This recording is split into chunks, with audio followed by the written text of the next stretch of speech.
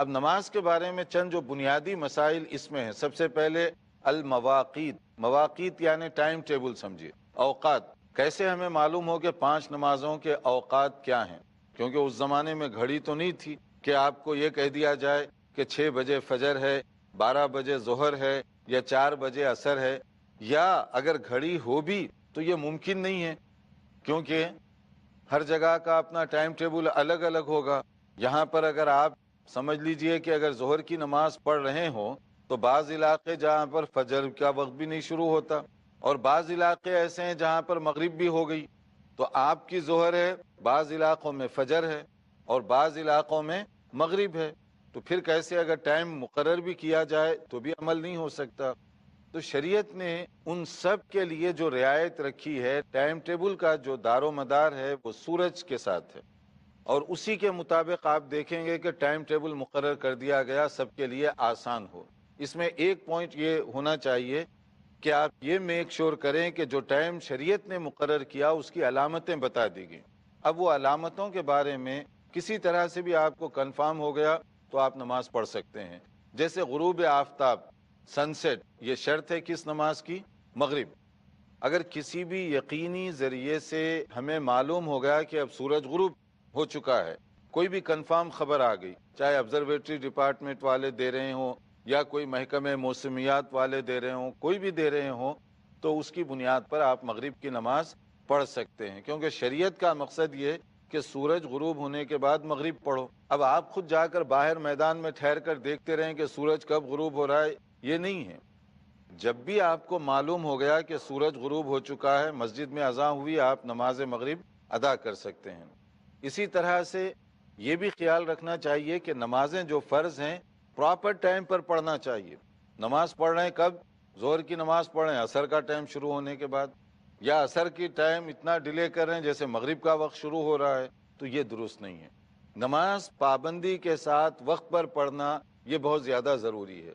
اسی لیے ایک حدیث جو آگے پیش کی گئی اس چیپٹر میں، اس میں کہا گیا کہ بہترین اعمال کون سے ہیں، تو نبی کریم صلی اللہ علیہ وسلم نے ارشاد فرمایا افضل الاعمال الصلاۃ فی اول وقتها۔ افضل الاعمال، بہترین عمل کون سا ہے؟ نماز وقت پر ادا کی جائے، نماز بر وقت پڑھنا، یہ اللہ تعالیٰ کے نزدیک سب سے افضل عمل ہے، جیسے ترمذی کی یہ حدیث ہے۔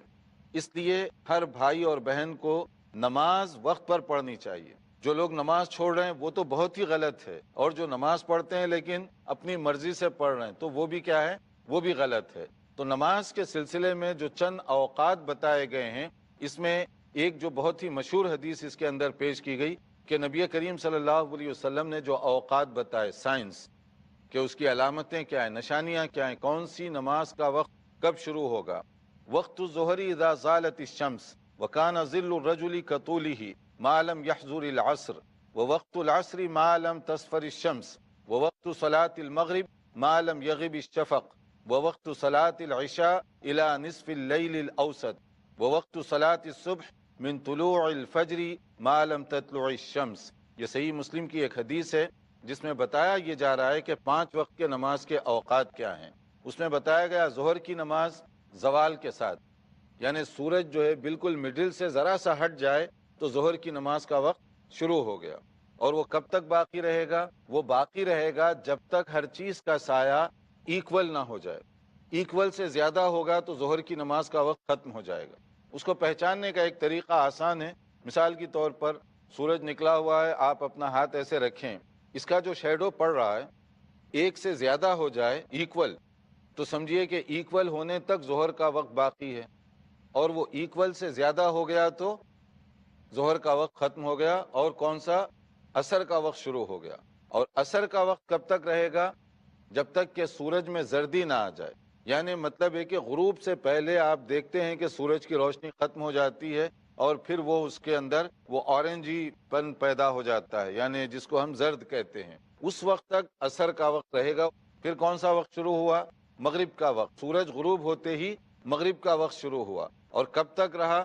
جب تک کہ شفق باقی ہے، اور جب وہ آسمان پر ہورائزن پر شفق ختم ہو جائے تو پھر اس کے بعد عشاء کا وقت شروع ہوا، اور عشاء کا جو وقت صحیح طور پر باقی رہتا ہے وہ نصف لیل تک، یعنی آدھی رات تک، اور اس کے بعد بعض محدثین کے خیال کے مطابق اس کے بعد بھی نماز عشاء پڑھی جا سکتی ہے، مگر افضل وقت ختم ہو جائے گا، اس کے بعد گزارے کا مسئلہ باقی رہے گا۔ افضل وقت آدھی رات تک، پھر اس کے بعد میں صبح کا وقت، طلوع فجر کنفرم طریقے سے معلوم ہو جائے تو ہوگا، ورنہ دو قسم کے اوقات ہیں، ایک صبح صادق جس کو ہم کہتے ہیں اور ایک صبح کاذب۔